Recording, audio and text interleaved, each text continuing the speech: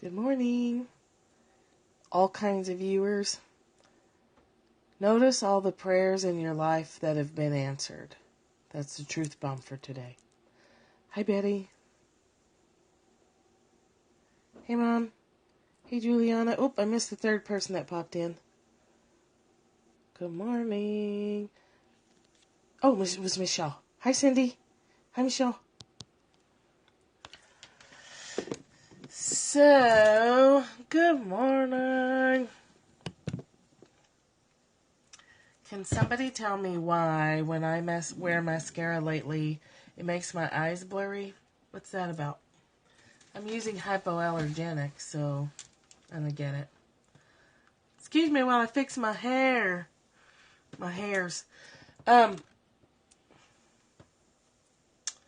It's I want to say Clinique. It's Neutrogena. Neutrogena, hypoallergenic. How long have I had it? Maybe 3 months? It's making my eyes blurry, which, I have no eyelashes, so mascara. When I try to wear mascara lately, it makes my vision blurry. Chemicals. Damn it. God, really? Ugh. You guys, I have like the teeniest, most non-existent eyelashes on the planet. So I like to wear a little mascara. Expensive brands. Which expensive brand? Tell me, women, tell me what to do. Oh. Dispose after 3 months. Okay. All right, you guys. Okay. Too Faced. Both of you use Too Faced. All right. Can I get that at Sephora? This is the critical stuff. Boots from Target. Origins. All right, you guys. I'm going on a mascara mission. I know that's what y'all tuned in today to hear about. Michelle's mascara issues. Sephora. Okay. Our truth bomb for today. I love to love it, Juliana, but I get lazy about it. And then I was going to actually put some face stuff on, but I forgot. Origin is at Macy's. Okay. Actually, I couldn't find it. I don't know where it's at. I like the idea of makeup more than I like actually putting it on. I like lipstick and mascara. The rest of it is tedious sometimes. Let's talk about this truth bomb because it has a lot to do with our last couple of discussions. It says, Dillard's, okay. Notice all of the prayers in your life that have been answered. Thank you, by the way, for the shares and the hearts. And thank you most of all for your presence. Notice all of the prayers in your life that have been answered already.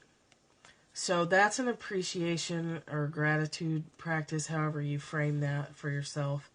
But the interesting part about that, as it relates to deconstructing our stories about life and writing new ones, is when we notice the prayers that have already been answered, we deconstruct our story that we never get what we want. So it's doing more than making us feel the sensation of gratitude and appreciation. Hey, Tanya. It is pointing out to us that our story isn't true. We can only see what our story lets us see. Thanks. We scoped an hour and 20 minutes yesterday. When I got off, I thought my phone was going to burst into flame. It was so hot. When we have a story, I used this example in the Desire Map workshop the other night. When we have a story that says only blue things are acceptable, then whenever we go to a store or whenever we go through life, we only see blue things. Red things can be right next to the blue things and we don't even see them because it's not in our story, it's not in our framework.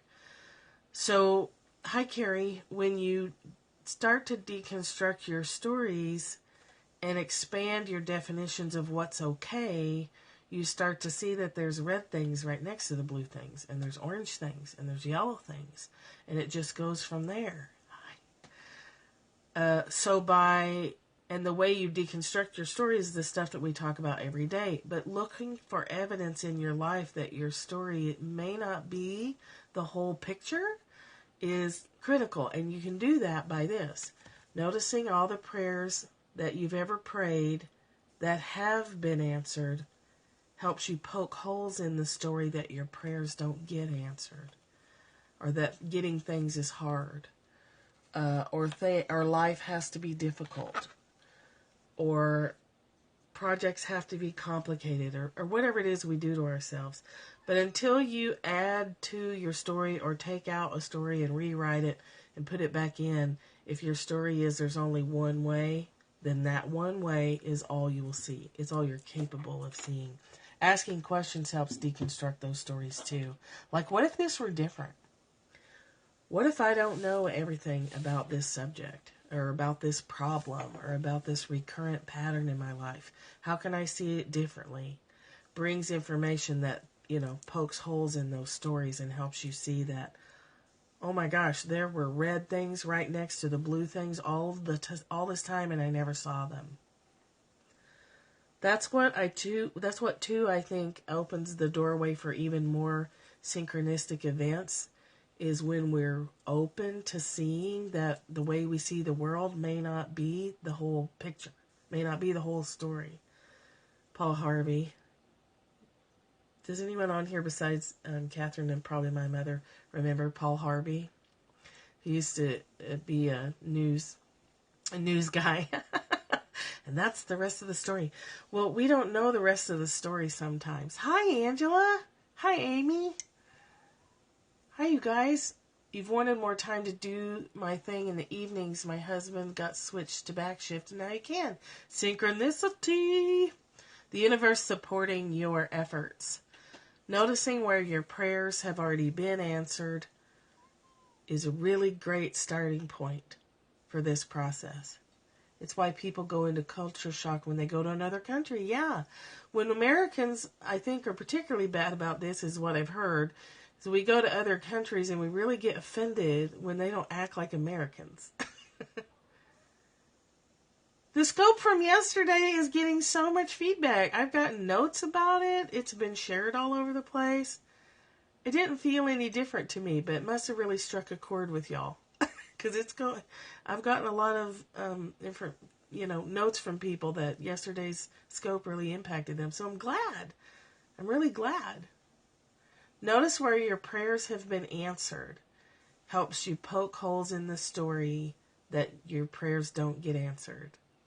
Or that life isn't working for you. I thought you were here yesterday. Were you not?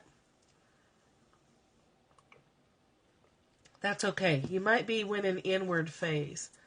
Well, I'm so used to being here. See, that's my story. Michelle's always here. So even when she's not here, I fill in the gaps and say that she is. It won't be up for too much longer, though. Probably only a few more minutes.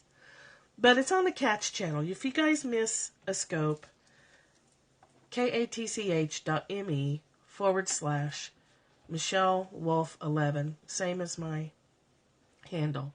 And all my broadcasts are there. Hi, Susan. Even the really bad ones from way early in the beginning. I deliberately left those there so I could feel better about my progress. You got carried away. That's okay. You might be in an inward phase. Thank you, Linda. Catch.me/Michelle Wolf 11. You can find the stuff there. So, deconstructing story starts with asking questions and noticing where things have gone right. Oh, okay. Noticing where things have turned out the way you wanted to. You got carried away last night. Yeah, we had a monthly desire map. So when you take a desire map workshop from me, you get a Facebook group forever, and you get monthly check-in group phone calls for as long as I can do them, I guess. Once a month, we do 2 hours for people who've taken a workshop. They can call and check in, and that's, there's no end date set for that. That's ongoing support. Lifetime support for Desire people, but no one came last night. Like, only me and my mom. And my mom might have forgotten, who knows, if we hadn't been talking earlier in the day. So we hung out and chit-chatted for half an hour, and then I was like, well, it's really unusual that all those people, oh yeah, that all those people didn't show up. So you have to just assume in situations like that it's cosmic, and whatever people are doing is far more important than touching base. And it's just a touch base phone call. It's not a big deal. It's open forum. Every single one of them forgot. Yeah, it's wild. And it's perfect. Oh, and you shouldn't feel bad unless you feel bad. You didn't, it's just a check-in call. I didn't feel bad about it. I was like, cool, I'll fuck around on the computer longer. Okay, let's get to actually why we're here. I know, I'm sorry, I've just been all over the place this morning, but if you showed up to hear about the Tao Te Ching, you'd probably like to hear about it at some point. That's okay. For whatever reason, whatever happened last night was what needed to happen. It's okay. It's really okay. And you guys have a Facebook group. If something comes up, you can always touch base in there. The group that's there forever for Desire Map Workshop people, which, one more business plug item of business is, that's where you can find all the upcoming Desire Map workshops. tinyurl.com/wolf events. That's where you can find the Desire Map stuff. I have a girls one coming up, and a man's one coming up. I'm designing one for people who are selling Young Living. That will be available after March 13th. Right now it's limited to a particular group, and once they pass on it, which it looks like they're going to do, then I'll open it up to everybody. Good morning, everybody. Okay, let's focus up. Let's read us some Tao. And if you're wanting yoga, Amy, are you still here? Amy Blue, whose handle is, good morning, A Blue Dudette, or Blue Dudette, teaches yoga right here, right there. So a Blue Dudette, Amy, teaches yoga, and they're awesome. Hi, Hubster. Okay, mindful of little things. Yoga. You have to deal with some troll. It gives you an opportunity to block a lot of trolls who show up to watch her doing yoga. Sickos. But it gives you an opportunity to do that. And she's a good teacher, so. Michelle Lee told me that you were teaching yoga, and I was like, what? I went and watched it. It was great. I did those hip stretches last night, and it was wonderful. Okay, so we're on 64. Mindful of little things. Yes, awesome teacher. Old Dr. Amy. Amy Blue. She's at A Blue Dudette. Dudeette. Cool. She has a YouTube channel too, where you can find a meditation and more yoga routine videos too. Okay, mindful of little things. It's easy to keep hold of what hasn't stirred. Easy to plan what hasn't occurred. It's easy to shatter delicate things. Easy to scatter little things. Do things before they happen. Get them straight before they get mixed up. The tree you can't reach your arms around grew from a tiny seedling. Hi, Sarah. The 9-story tower rises from a heap of clay. The 10,000-mile journey begins beneath your foot. Do and do wrong. Hold on and lose. Not doing, the wise soul doesn't do it wrong. And not holding on doesn't lose it. In all their undertakings, it's just as they're almost finished that people go wrong. Mind the end as the beginning. then it won't go wrong. That's why the wise want not to want, care nothing for hard-won treasures, learn not to be learned, turn back to what people overlooked. They go along with things as they are, but don't presume to act. Okay, this chapter is like loaded, and I'm sure that you're hearing things that we talk about a lot here. It's long, so I'm going to read it through, all the way through one more time. And if you want to, throw out there what is standing out for you. What do you hear that you're like, oh, that? Mindful of little things. It's easy to keep hold of what hasn't stirred, easy to plan what hasn't occurred. It's easy to shatter delicate things, easy to scatter little things. Do things before they happen.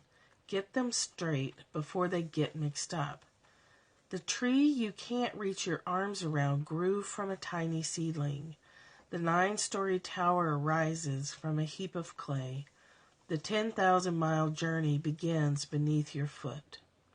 Do and do wrong, hold on, and lose. Not doing, the wise soul doesn't do it wrong, and not holding on doesn't lose it. In all their undertakings, it's just as though they're almost finished that people go wrong. Mind the end as the beginning, and then it won't go wrong. That's why the wise want not to want, care nothing for hard-won treasures, learn not to be learned, turn back to what people overlooked. They go along with things as they are, but don't presume to act. Yeah, Tanya, it's just as they're almost finished that people lose. Mind the end as the beginning. That one stands out to me, too. If you aren't weighting things in a ranking system, like this is more important than that, then your full attention tends to be on a project at the beginning. And then you think it's about to wrap up, and so you move on to something else. When if you kept your full attention on the project start to finish, it would complete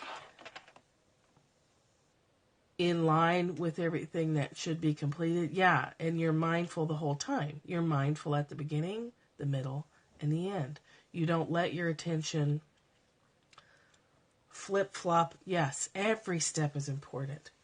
Nurturing your marriage. Yeah, your work is a daily. Your practice, your marriage practice is daily. It has mindful attention.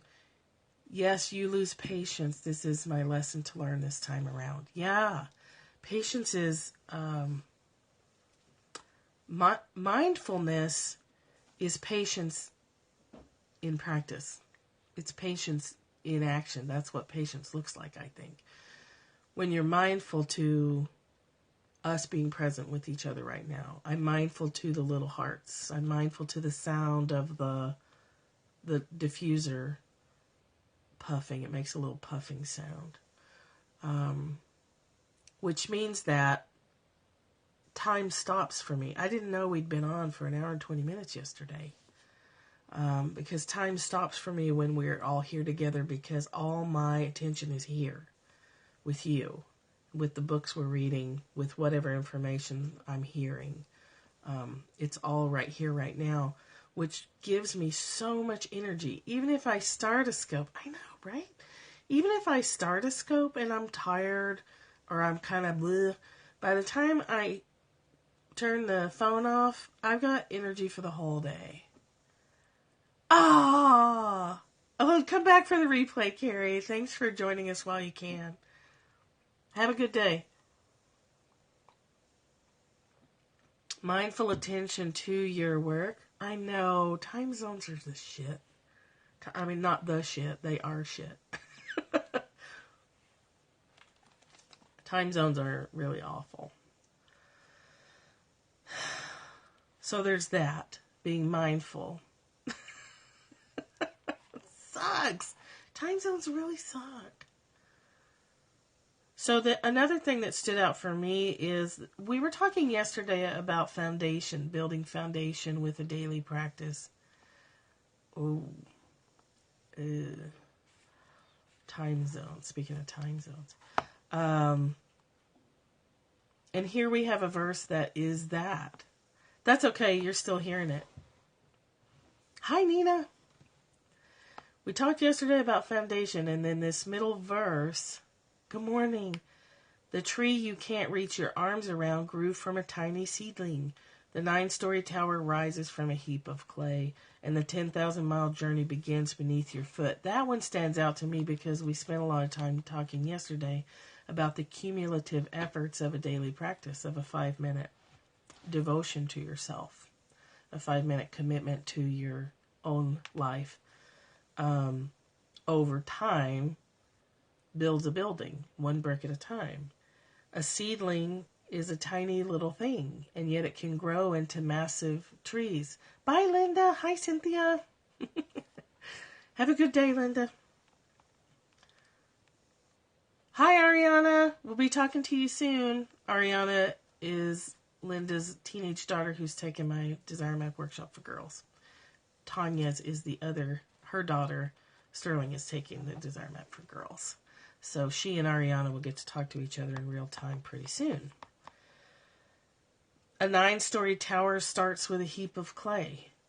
The foundation is built over time, and that can impact us. Hi, Artist Path. What? Welcome back. And what's your first name? Or what's your name? What should we call you? That's where our Kathy, that's where our impatience can get the best of us. We want to start and have it completed in the moment.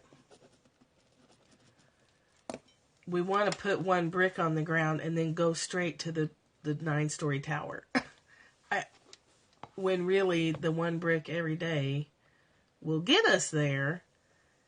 But we get impatient when we think about the end zone. When we think about the end goal, we get impatient because we know it's coming and we want to see it right now. Where mindfulness brings us back to focusing on our one brick for the day. Our one brick. Our focus is right here. And that's how we do without doing. That's how big things get built, from tiny actions. If you have anxiety about something, you've thought too many steps ahead. If you're planning out a project, you do have to plan certain target time frames. But then you bring your attention back to what is the target for today? What is the target for this one action? And all your attention's here. So it's going out and long-term planning with flexibility. And then bringing all your attention back here to your one task for right now. My one task for right now is to be present here for myself and for you and this group energy thing that we create every day. That's my one task. My next tasks are here. This is my task list for the day. So when we're done here, I will check my task list and I'll put my full attention on writing part 2 of a 3-part story that I'm working on. And then I'll put my full attention on laundry and then dishes. Dishes are last because I hate them and they're horrible. Okay, so that's what stands out to me. Mindfulness keeps us from losing our focus as things are almost finished, and that's where they tend to go wrong. If we're mindfully practicing our tasks, it won't happen to us. Okay, so let's see how Stephen Mitchell translated that section. I kind of have goosebumps. I really love that verse today. So this is the other translation we use, Stephen Mitchell. What is rooted is easy to nourish. What is recent is easy to correct. What is brittle is easy to break. And what is small is easy to scatter. Prevent trouble before it arises. Put things in order before they exist. That's kind of Desire Mappy. The giant pine tree grows from a tiny sprout. The journey of 1,000 miles starts from beneath your feet. Rushing into action, you fail. trying to grasp things, you lose them. Forcing a project to completion, you ruin what was almost ripe. Therefore, the master takes action by letting things take their course. He remains as calm at the end as at the beginning. He has nothing, thus has nothing to lose. What he desires is non-desire. What he learns is to unlearn. He simply reminds people of who they've always been. He cares about nothing but the Tao, thus he can care for all things. When you care about nothing but your own connection and your own creative expression in the world, you have so much love coming through you. There's nothing that you can't do. There's no one that you can't bless just by your very presence. When you are fully connected and fully mindful and present, all the people you come into contact with will feel that, and they'll take a deep breath without even knowing why. They'll experience a little bit of the peace that you're radiating, and they can use that for themselves in their own journey. That's how you do without doing. You bless other people, and all you're doing is fully embodying your own blessings. You're changing people's lives just because you've put 100% attention and intention into your own growth, your own expression. How many times have you been around someone where you just noticed that you exhaled? That you realized you'd been holding your breath and you got around a person who was totally present and you just exhaled and your shoulders dropped. That person changed your life without you even knowing it. Our healing comes from our relaxation. Hi, Kim. Our healing comes when we exhale. When we stop holding our breath, our body can do what it needs to do. Yeah, hugs do that. Good hugs. Not the I don't like you that much backslap kind of hug. But yes, and the opposite. Some people you get very tense around. We influence each other so much more than we give ourselves credit for. So pulling your attention back from everybody else and putting it on yourself. Oh, great. Great. That's one of my daily prayers is angels go before me and smooth out any tangles I might be about to trip over and let me be a blessing to others through blessing myself. The words change, but that's my intention. Help me to bless myself and stay centered in myself so that I can be a blessing to everyone I contact during the day. People or animal.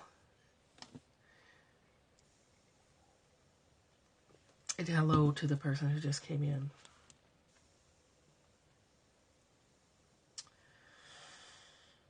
He simply reminds people of who they've always been. The best thing we can do is remind each other that we are powerful creators and we fall asleep and forget.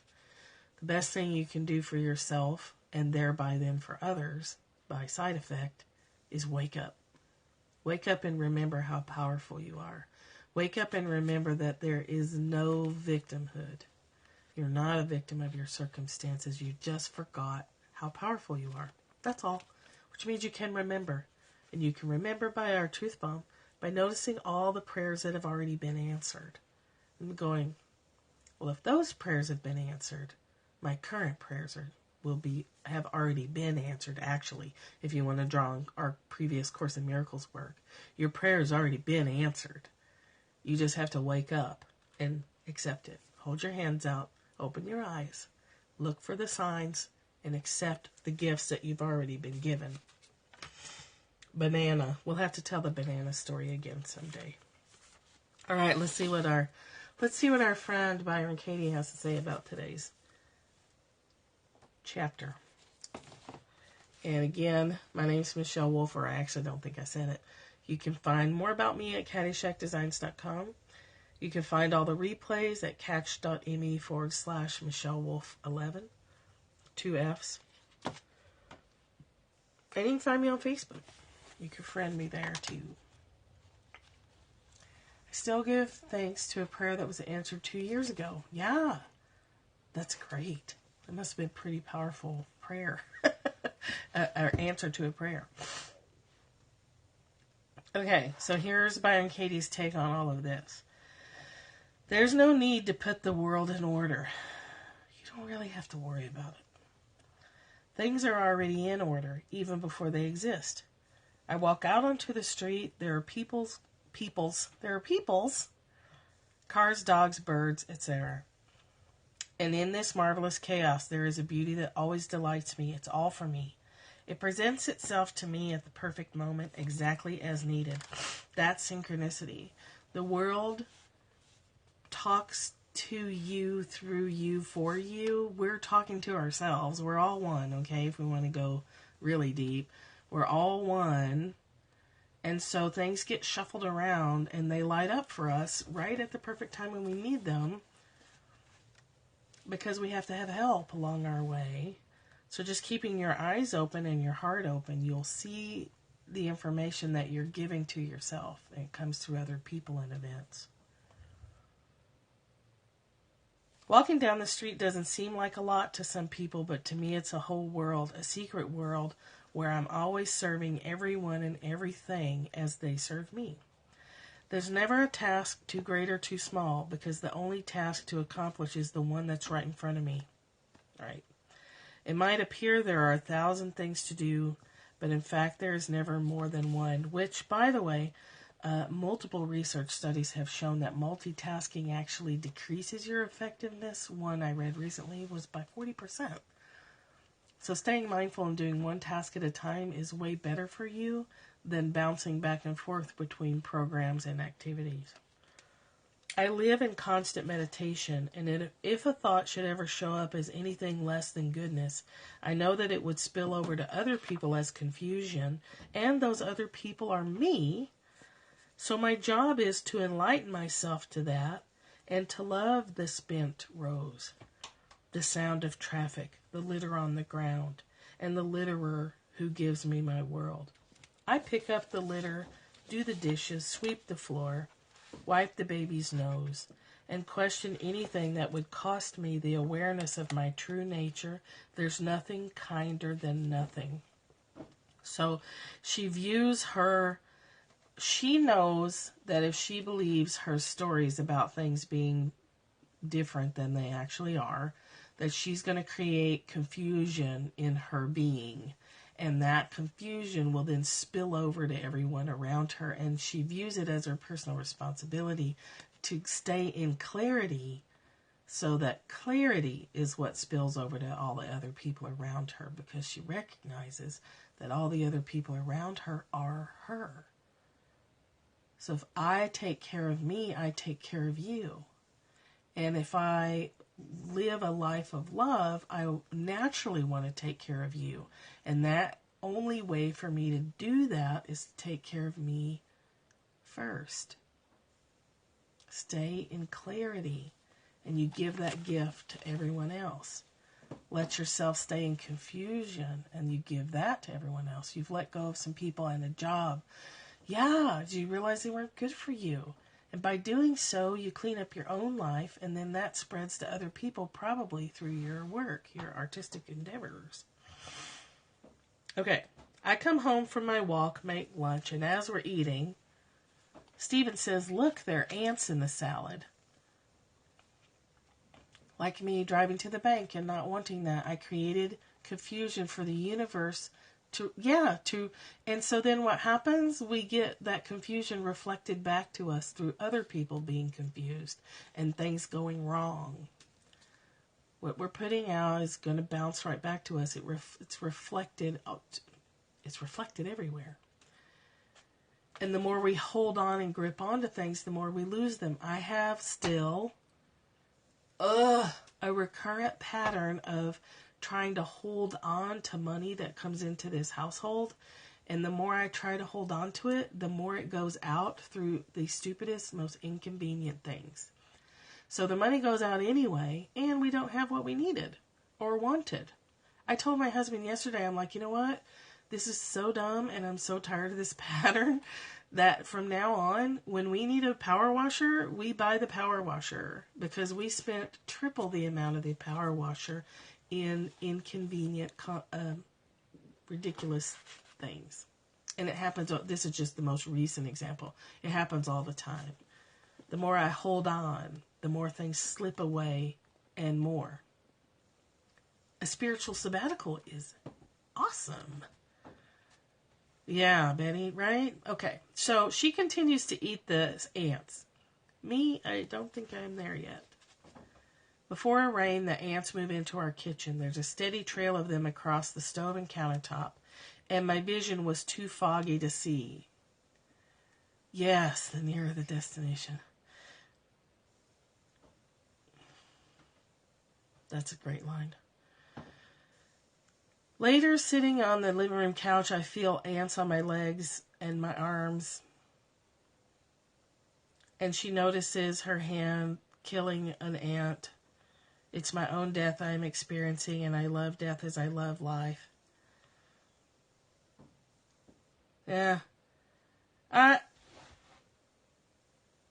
When I'm not looking, who is killing the ants? Should I take credit? The hand stops, and who knows what it will be up to next. As far as bugs go, if they're not bothering me, I let them. I don't mess with them. Spiders included.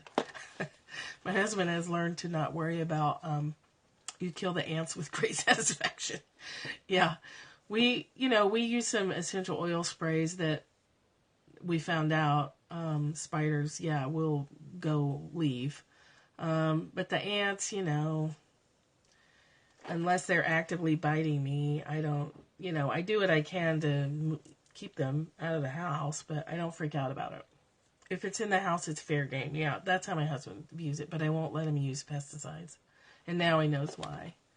Yeah, I don't want to kill the insects because I don't know what kind of damage I'm doing to the whole system. But if they're biting me, that's it. They're dead. If I can catch them. Yeah. Yeah. So, my daughter is visiting, and as she leaves the house, I tell her, by the way, sweetheart, please buy some ant hotels. Why did I say such a thing? Because I did. That's the way of it. The idea with ant hotels is the ants are drawn to the poison inside and go back to their nest after eating it and infect the others. And supposedly that's the end of the ants in the house. I wonder why killing ants doesn't bother me. And I come to see that my death also is by poison. The things I have done to pollute the water that not only I but everyone drinks.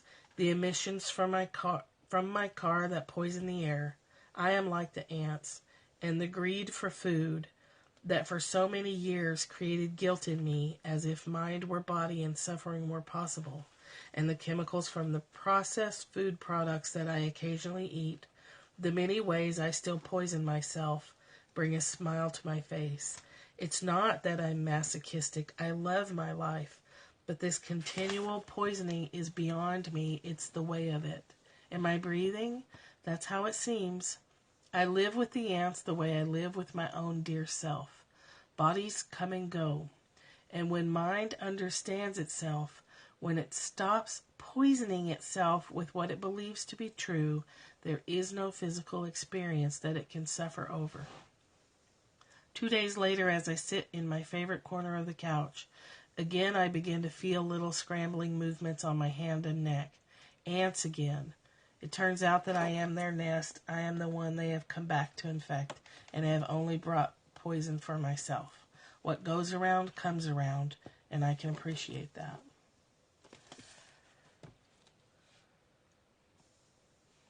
I think I've told this story before, but I remember it. I always remember it and come back to it, that we do the best we can, and yeah.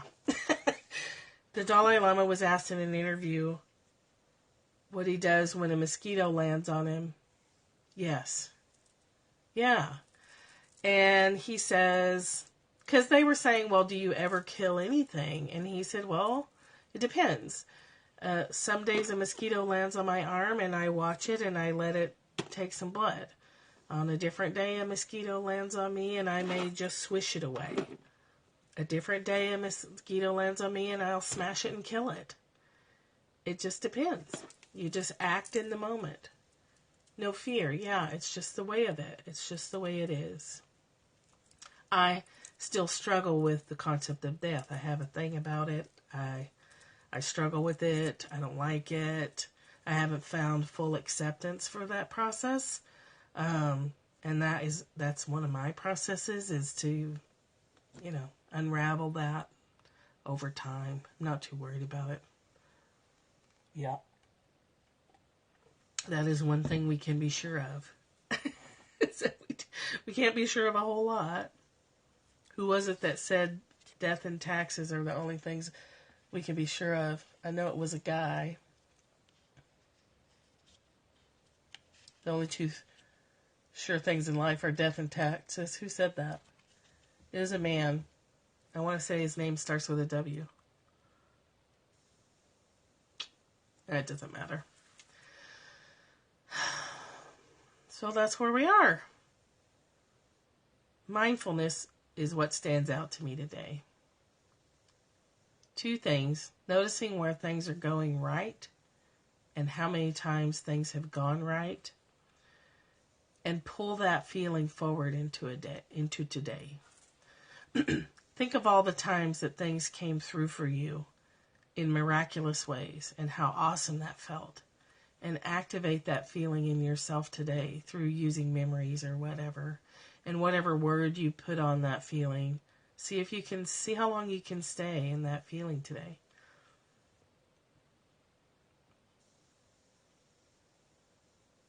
Yeah, so that process is unraveling your stories. We're awesome together. I don't think it was I want to say it was somebody. Benjamin Franklin may have said it first, but I feel like somebody else used that in a like a monologue. I don't remember who. But Benjamin Franklin probably said it first, because, he was always saying cool stuff. I'm going to unplug my phone. Yeah, it was yeah, it doesn't matter. It'll come to me, of course, after I turn the camera off. Yes, thank you, Nina. Will Rogers. Yes, that's who. What was he, like an essayist or a commentary person, or he just said some cool stuff. So anyway, I know somebody on here is going to know the answer. Okay, that's all I have for today. I know where to... Yeah. I know now where to get some mascara that won't make my eyes blurry, or maybe. I'm going to think about all the times things have gone well. Prayers to the travelers. Blessings on all our heads. Let's move through our days. Today, just for today, let's bless ourselves so that we can be a blessing to everybody we encounter today. Let's choose love over fear so that we can have that for everyone else too. Goodbye and much love to you, and I'll see you tomorrow. I appreciate you too. I appreciate your singing. Blessings on all of us. Yeah, a blessed day to all of us.